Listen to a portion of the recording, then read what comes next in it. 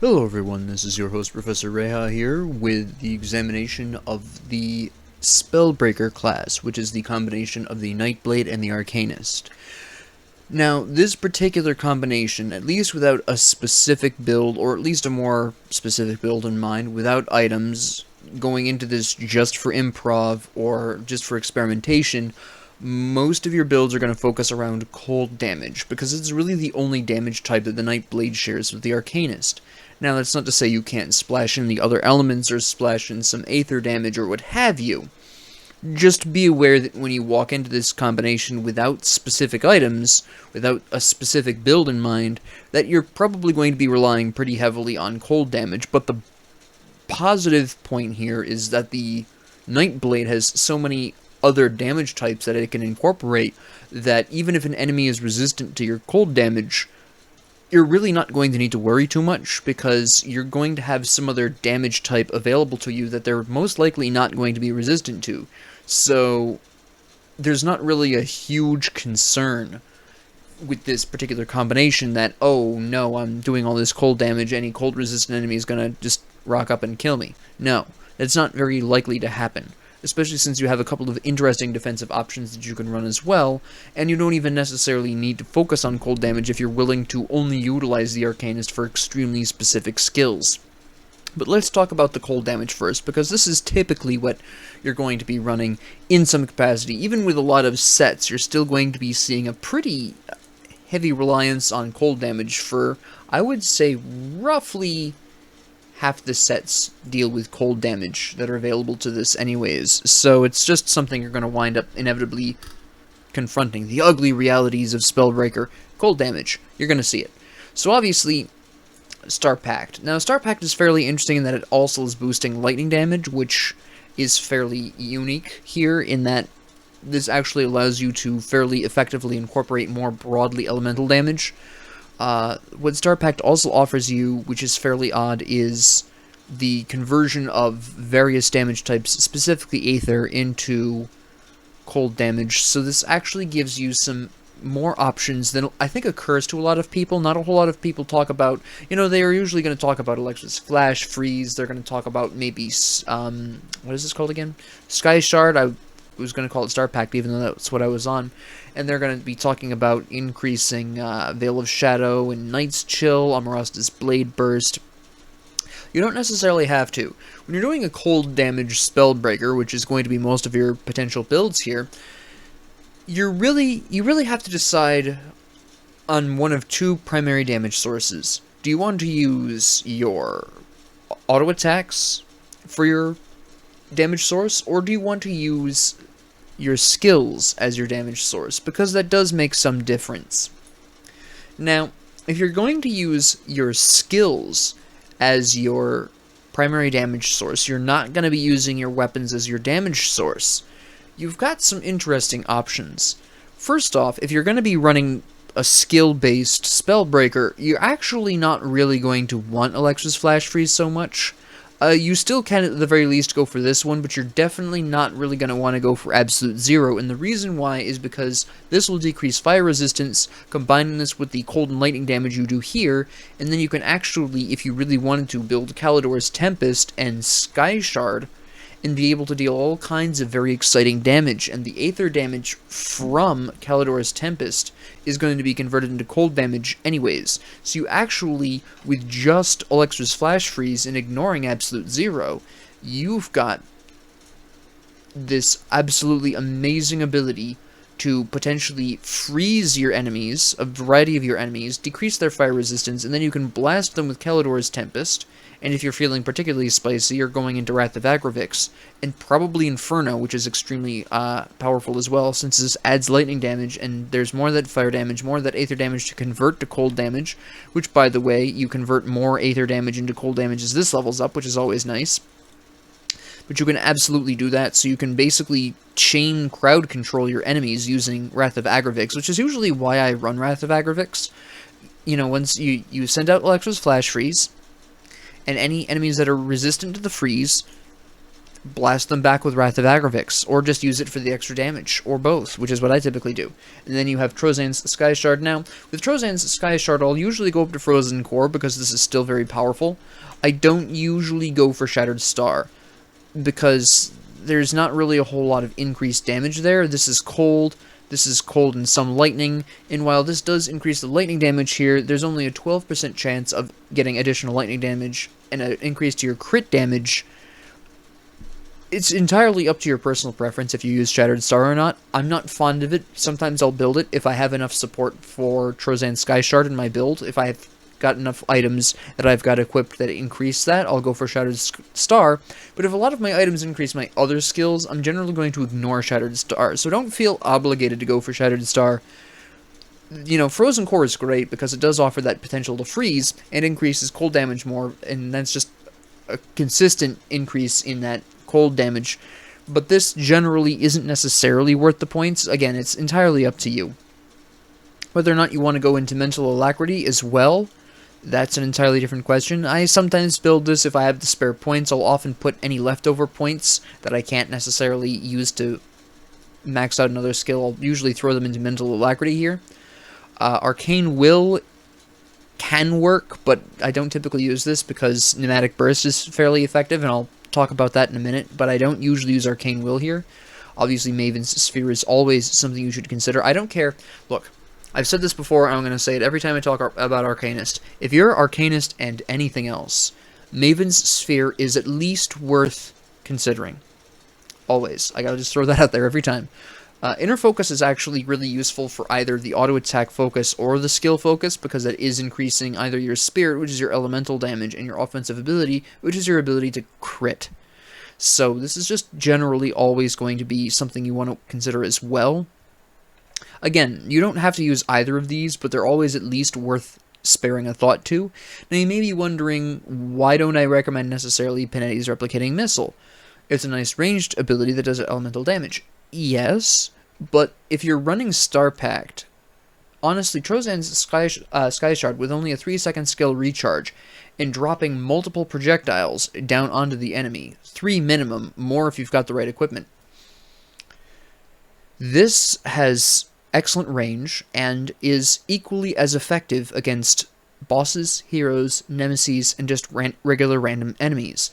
Pinetti's Replicating Missile, as damaging as it can be in a crowd, and trust me, it can absolutely obliterate an army of enemies, but it's not so great against individual strong targets like heroes, like bosses. It has a really hard time with them because it's just the one projectile. Now, a lot of bosses and some heroes do summon smaller enemies, but if you're running Alexa's Flash Freeze and or Kalidor's Tempest, that isn't going to matter anyways, in all honesty.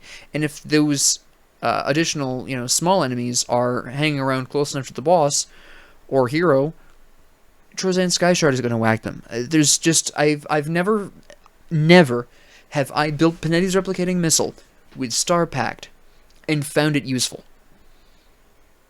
Sometimes I'll build it with Reckless Power, but you're not really going to want to go into that direction with Nightblade anyways. But for Star Pact, I've personally never wanted this over these other skills that you have access to, considering what Star Pact does. If you really like Pinetti's Replicating Missile, or you have a lot of equipment that supports Pinetti's Replicating Missile, go for it, absolutely, don't let me stop you. But, in my experience, I have found Trozan's and Kalidor's Tempest, whether or not you have Electros doesn't really matter here, but Trozan's and Kalidor's are just far more effective for me the way I play. But if you are running this skill-based focus here, besides potentially considering these, I'll almost always run Pneumatic Burst, because when you get all the way to the end here, that's elemental damage increase. That's frostburn damage increase. That's absolutely amazing. Now you may be wondering, again, a lot of these self-heals, this lasts for 24 seconds, but it has a 10-second recharge. So, no matter what happens, this is going to last longer than its recharge. You can have this constantly running very, very easily. So don't worry about that. Now, what if you don't necessarily want to use some of these? Maybe you don't feel like Kalidor's Tempest. Alright. You can, in fact, go with this delicious combination. You have Ring of Frost, you have Ring of Steel. This becomes a similar kind of effect. It has a shorter recharge, though, than the Wrath of Agravix. It doesn't knock enemies back, but it does stun them. It does cold damage. It can freeze them, in addition to the stun. And then you've got the Circle of Slaughter, which gives you some bleeding damage, which you're not really going to be focusing on too much, but it's a nice little extra bit of damage there that you can do. And of course that 10% pierce damage is actually 10% cold damage, but you do have this as an option if you don't want to go into Kalidor's Tempest. If you're not going to go into Kalidor's Tempest, you probably won't want Electra's Flash Freeze, but I do at least recommend you get these first 2 points of Trozan's Sky Shard. They just work so well with Star Pact. It's almost a crime not to. I just love that so much. Again, this is assuming you're going for a skill-based focus. Now, if you're running a melee skill-based focus, Veil of Shadow and Night's Chill are worth the consideration. Otherwise, don't bother. Another thing that is also generally worth considering, if again you're a melee, is Lethal Assault and Blade Burst. It all comes down to basically how you want to run this. But you do have all these great options that you can run. You don't necessarily... the skills that I really recommend for a skill-based cold build would definitely be Pneumatic Burst, and at the very least, Trozan's Sky Shard. I personally am a huge fan of Kalidor's and Electra's Flash Freeze. Again, I usually ignore Absolute Zero here, and then I'll just splash points wherever else I feel like among Mental Alacrity, Sphere of Protection, or Inner Focus as I feel. But that's just how I generally run this. Now, when I'm running this, obviously, you don't... If you're only going out to Pneumatic Burst there, you don't need to go all the way to the maximum here. You can. I mean, this does do cold damage. I just don't really often find the Blade Spirits that useful. I just am not the biggest fan of them. I don't know why, because I absolutely adore the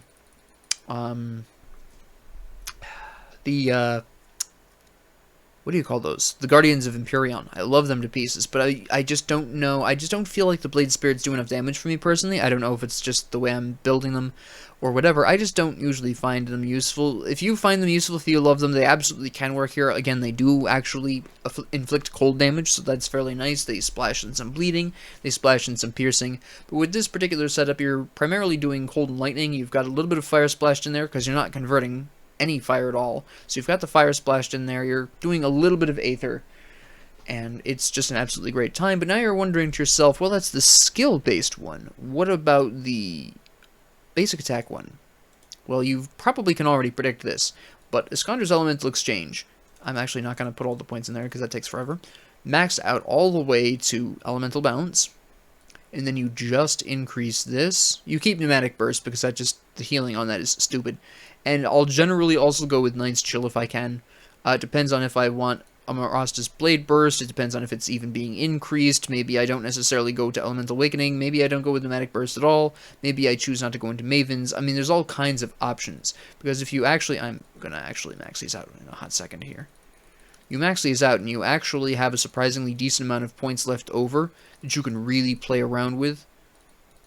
I mean, this is a very heavy investment in terms of points here initially, and then each of these is just 8 points afterwards, so it ultimately doesn't cost you that much. And at this point, you basically can max out Pneumatic Burst all the way, and Veil of Shadow as well, not Veil of Shadow, but you can do Pneumatic Burst all the way. You can do Veil of Shadow, Night's Chill, and just Maven Sphere. Put the last 3 points into Inner Focus if you want. Go Inner Focus and Maven Sphere, and maybe just splash your points into Veil of Shadow. It's entirely up to you how you actually want to approach your support skills, but just the Iskandra's Elemental Exchange, and you may be wondering, well, what's the point of Iskandra's here?